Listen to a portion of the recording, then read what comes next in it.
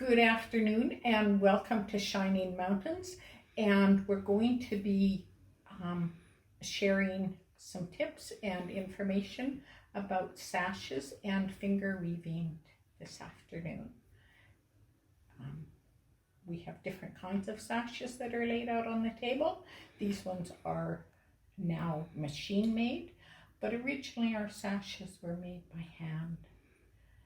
And Candace has some. I will be showing you the supplies right now that you're going to need. So I'm starting up with 8 threads or pieces of yarn. They're about the length of either your forearm, depending on how big you want your project to be, or your entire arm is fine. You can make it even bigger if you choose, entirely up to you. Just try to make sure that you keep your strings straight. So we'll do with 8. You can increase it. You can make them bigger, wider, like width-wise, by adding 2 strings at a time. So you always have to have an even number. So here's 8. You could add 10, 12, and work your way up, entirely up to you. So what we're doing with today is popsicle sticks, and then we will tape it down so that it doesn't move around while I'm actually doing the weaving. So this is just your main supplies, and what I'll show you next is how you start out.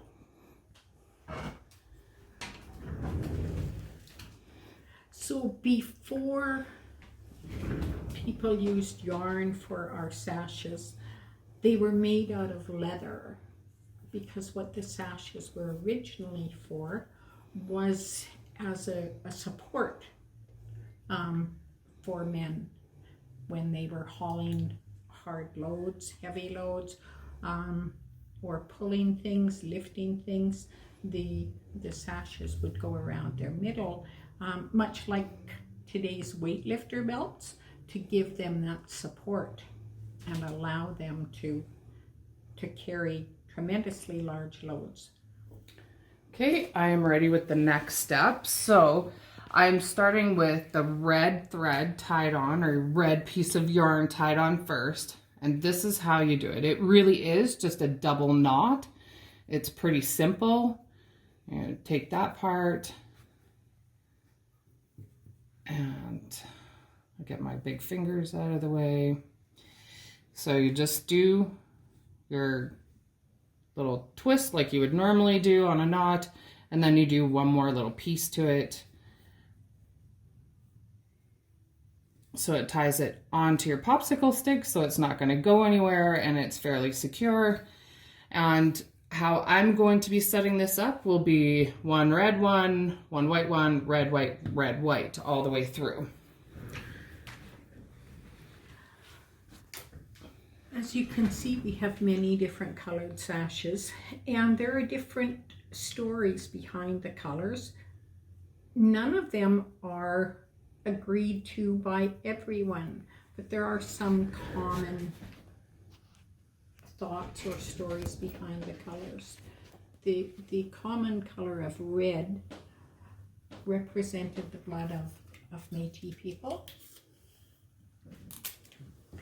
And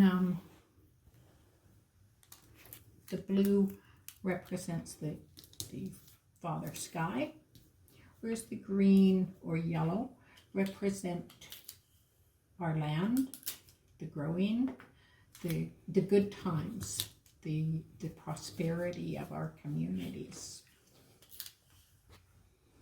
The black sashes are more common when it's a hard time, when there's grieving, and they were worn or created, as I was told, when there were multiple deaths in our community, or people were really suffering, and when they lived along the road allowance, many of our people suffered. Okay, so our next step in this process is setting up our strings. So as you can see, I have tied all 8 threads onto the popsicle stick, and I've secured it with tape. Now you can use anything to secure it to. You can even try to do it on a chair if you wish, or you can use, say, like a paperweight, just something heavy that will keep it still so it's not going to be moving all over the place. And then I've spread them out so you can really see the space in between. And this is where we'll start with, I will show you the first couple of rows so that you can see how you would start your project. So you start with this side on your left, and you go over the next string and then under, and then over and then under. Try to make sure your strings stay straight, and then over again and under and over once more. And then you can pull your starting string all the way up to the top, and then you put it off to the side. So it goes straight across just like that. And then you start with your next one. And this time you start with the white one, and the process is exactly the same. Over and under, over, under, over, under, and you pull it up. This is where it differs a little bit from the very first one, because you need to bring this part, the one that you did the first row with, and bring it and go underneath. And that is the beginning of your weaving project. So I'll do a couple more just to show you. See, this one's off to the side again. And you grab your next red one and you go over, under, over, under, over, under. So I'll show you, all of the red ones are on top. See how that picks it? All the red ones are on top, and all the white ones are underneath. And then once more, you bring the one down from the row before. Always making sure to bring this, the one that you were just working with, back into your weave. Otherwise, you're going to have no strings left. So a couple more, and then I'll show you how to tie it off. And you can make your projects, like I said, as big as you want. I've had people make hat bands out of these so they can put them around their hats. You can make belts out of them. You can use them for bookmarks. You can use them for keychains, things that you want to hang off your like window, rear view mirror decoration. So before, when the sashes started to be woven, they because it was more difficult to make sashes from leather, that the men's sashes were wider, and they were used to wrap around the men's waists, and they could be, the strings could be pulled out if necessary and used to tie things up. If you had ripped a hole in your shirt, you could sew it when you were out on the camp. Or if you were wounded, you could sew someone's skin together if it was required. And the sashes could be used as a trunk line, they call it a trunk line, around your forehead, that helped men carry large loads on their back. And I use the term men for these sashes because the sashes were originally worn by men. They weren't worn by women. Women used shawls, and the weaving would be made into a shawl, so they could be decorative, but they weren't like that. And this is a much different pattern and color.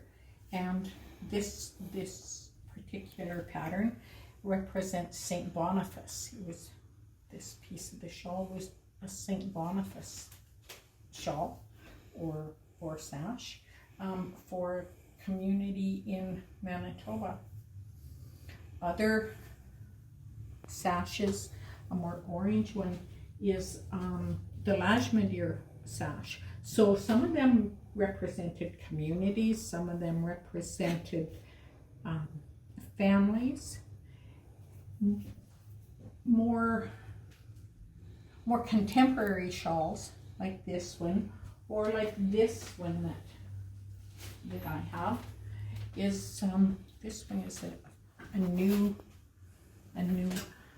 sash, and it was created by the Hope Weavers in Saskatchewan for breast cancer, and used as a fundraiser, and it's called the Hope Sash, and it was gifted to me along with other Métis women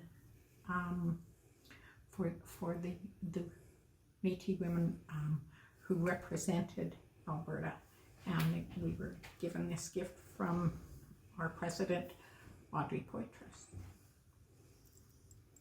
Okay, so this is my project so far, and this is the weaving that I've done. So I figured I would show you how to tighten up your weave so it's a little bit like this.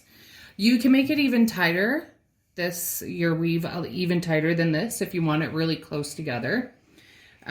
So I've done a really loose weave down here to show you how to tighten this up. So you just pull your string up just a little bit, and then you do the next one, and you just kind of work it so that it comes up just a little bit closer, but making sure that you don't pull your weave apart. Just like that. So that's how it starts to become a little bit tighter. And then you just work your strings so that they are still together. Your weave is as tight as you want it, or as loose as you want it. You can leave it really loose like the way that it was. Entirely up to you, your project, do it however you wish. I have done it with red and white thread just so that there's like a really strong contrast.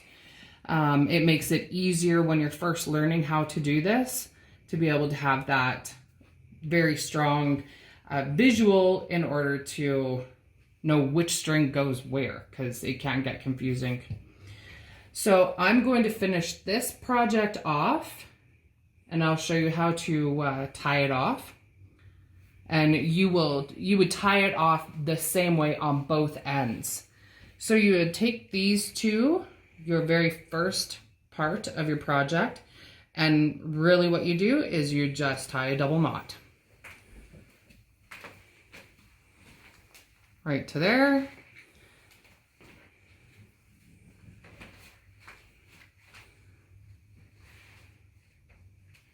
There we go. And then you take same contrasting strings and you do another double knot all the way through.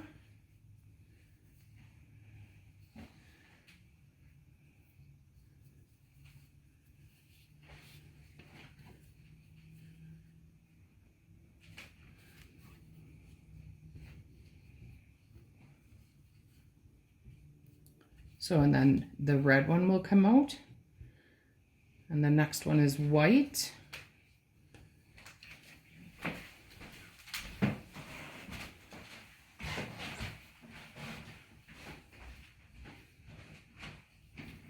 There we go. Just about done.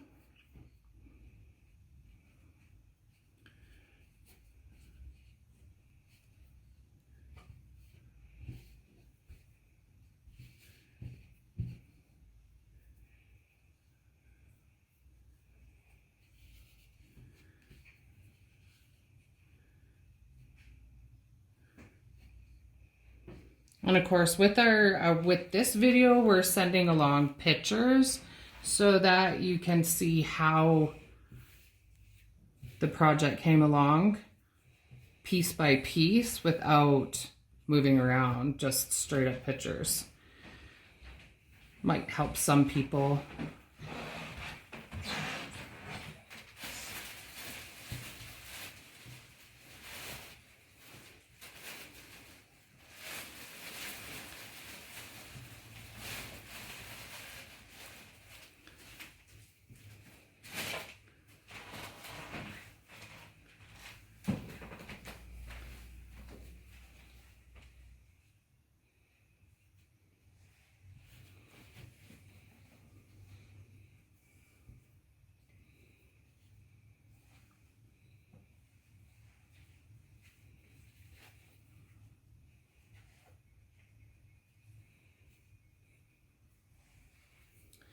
And then at the end, when you're all done, if you want, you can make it a little bit more fancy by fraying out your yarn.